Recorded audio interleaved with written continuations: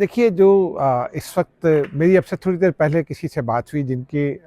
मुज़ाकरात car जहाँ मौजूद हैं वहाँ जो मीडिया मौजूद है,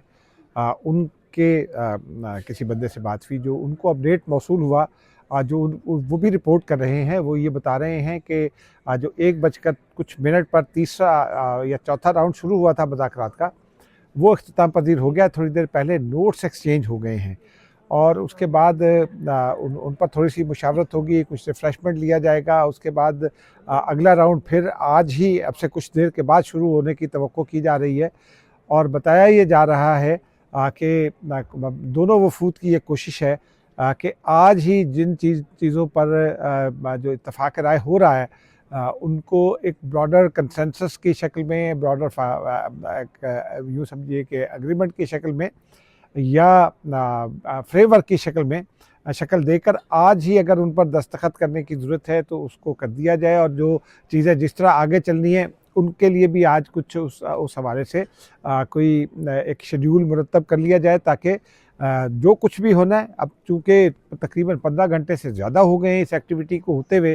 तो जो होना है वो अब से कुछ देर के बाद या आज सुबह तक कर लिया जाए। उसके बाद कहा यह जा रहा है कि वफ़ूद अपने-अपने मुल्कों को वापस भी रवाना होंगे।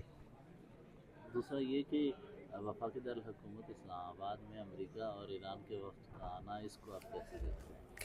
देखिए ये बहुत ही एक ज़बरदस्त साइन है। आपको याद है एक जो है जेडी वेंस, ये दूसरे अमेरिकी नायब सदर हैं। इनसे पहले 64-65 में जो है वो लिंडा बी जॉनसन जो हैं वो आए थे नायब सदर के तौर पर पाकिस्तान। तो एक तो ये यूनिक बात है इसमें। फिर वॉर के बाद एक यूनिक मुज़ाकरात पाकिस्तान में हो रहे हैं। इससे पहले कोई ये मिसाल नहीं मिलती और ये भी मिसाल नहीं मिलती कि दोनों वफ़ूद जो मुतासर फ़रीक़ है और जिसे हमला-आवर होने का जो हमला-आवर होने की शोहरत रखता है, उन दोनों के दरमियान जो इत्तलात मौजूद हैं कि अब तक अगर ये मुज़ाकरात का सिलसिला चल रहा है तो कॉर्डियल एनवायरनमेंट मौजूद है और इस कॉर्डियल एनवायरनमेंट को क्रिएट करने का जो क्रेडिट है वो यकीनी तौर पर हुकूमत पाकिस्तान को जाता है। तो ये समझा ये जा रहा है कि इस्लामाबाद जो है वो अमन मुज़ाकरात के लिए एक ऐसा शहर साबित हो रहा है जो मुज़ाकरात का पॉज़िटिव नतीजा जो दोनों फ़रीक़ों को कबूल हो, उसका बायस बनेगा।